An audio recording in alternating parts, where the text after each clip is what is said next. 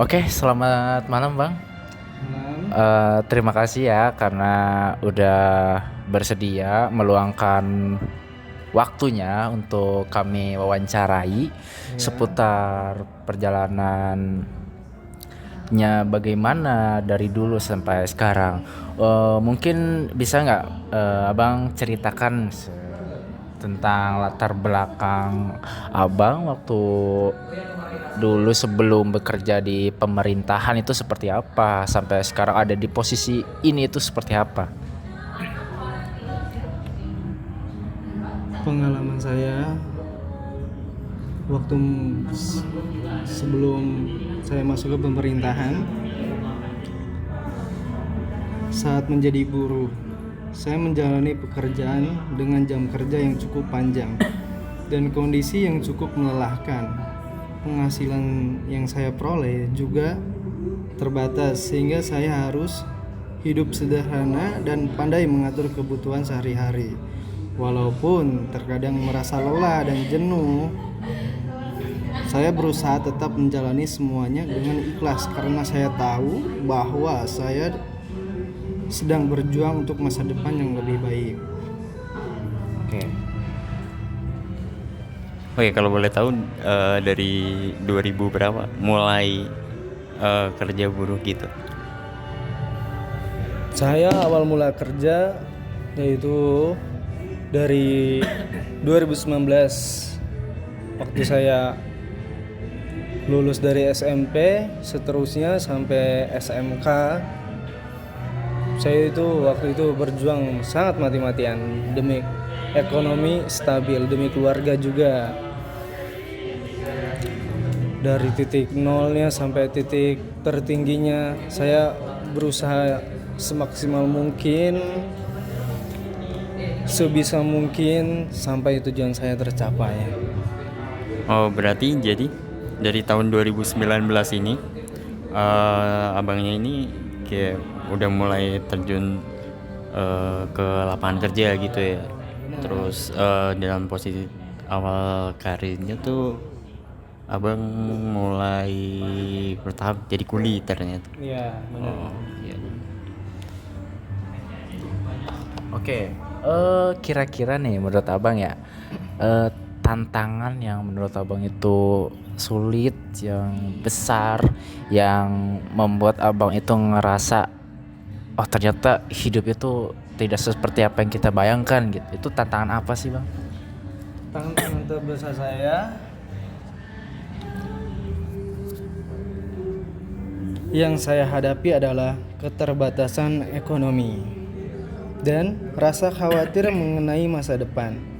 Saya sering bertanya kepada diri sendiri, apakah saya dapat mengubah keadaan dan memiliki kehidupan yang lebih baik.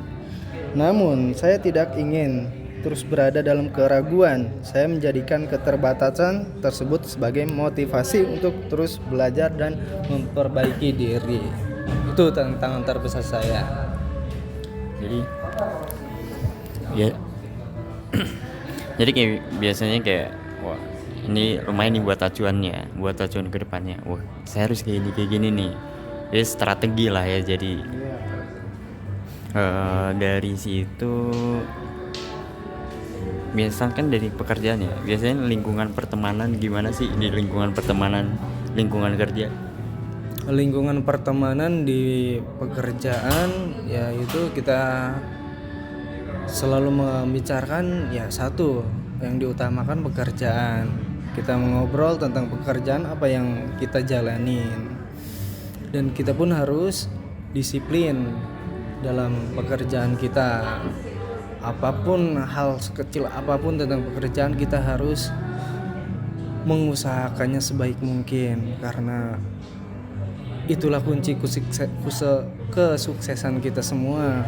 Kalau kita bekerja dengan sungguh-sungguh, dan teman-teman juga harus yang berpikir positif, berpikir ke depan gitu, biar semuanya sesuai dengan apa yang kita inginkan di bidang pekerjaan kita. Oh, berarti tekanan pekerjaan tuh jadi target targetnya buat goalsnya lah ya. Iya, jadi diprioritaskan gitu. Oke, menurut abang ya, dari perjalanan abang yang dulu sampai sekarang, apa sih perasaan abang ketika sudah mencapai di titik seperti ini gitu? Karena kan kita ngelihat mungkin sangat susah sekali. Mungkin banyak orang yang berpikir mikir kesana itu terlalu jauh, apalagi dengan background abang. Tapi abang membuktikan bahwa ya dengan hal itu kita bisa gitu lah. Ya menurut abang perasaan abang sampai ada di titik ini tuh apa? Perasaan saya yang sekarang sudah di titik mungkin lebih baik dibandingkan saya dulu, sudah jelas saya pun merasa senang karena hasil jerih payah saya ini tidak sia-sia. Semuanya berkat doa dari support dari orang tua, dari teman-teman, dan dari teman-teman kerja juga. Jadi semuanya itu terasa sangat nyaman banget sekarang, nggak kayak dulu. Oh, berarti target buat nyenengin orang tua udah mulai bertahap lah, bisa meringankan beban ya. Ya, sudah mulai. Jadi buat planning ke depannya buat tahun depan apa nih kira-kira biar lebih maju lagi, lebih apa ya, stabil lagi. Planningnya untuk tahun depan,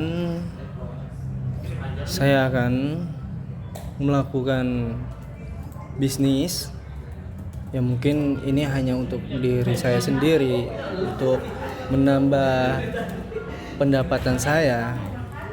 Karena kalau misalkan saya hanya stuck di situ, kemungkinan hanya terus-terusan segitu gitu. Jadi saya planning ke depannya, saya akan membuka dan menarik orang-orang untuk bekerja di tempat saya.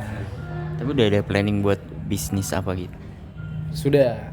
Planningnya yaitu saya akan buka sebuah tempat makanan yang sederhana tapi memuaskan, yaitu ayam bakar. Jadi konsepnya udah ada lah ya. Konsepnya sudah ada. Mungkin di Mas Rangga.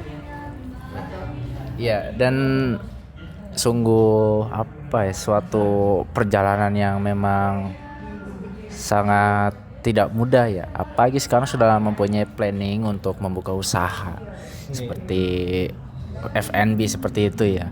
Dan mungkin hal tersebut banyak yang sudah dipikirkan, entah itu usaha-usaha lain, tapi mungkin F&B itu tersebut bisa menjadi hal yang abang pilih ya.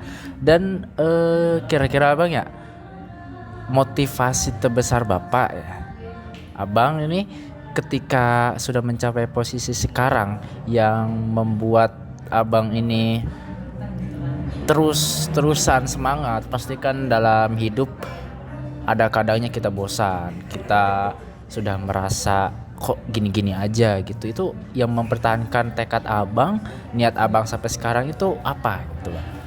Bisa kasih tahu ke kami gitu. Motivasi saya yaitu orang yang paling memberikan motivasi dan dukungan kepada saya adalah keluarga.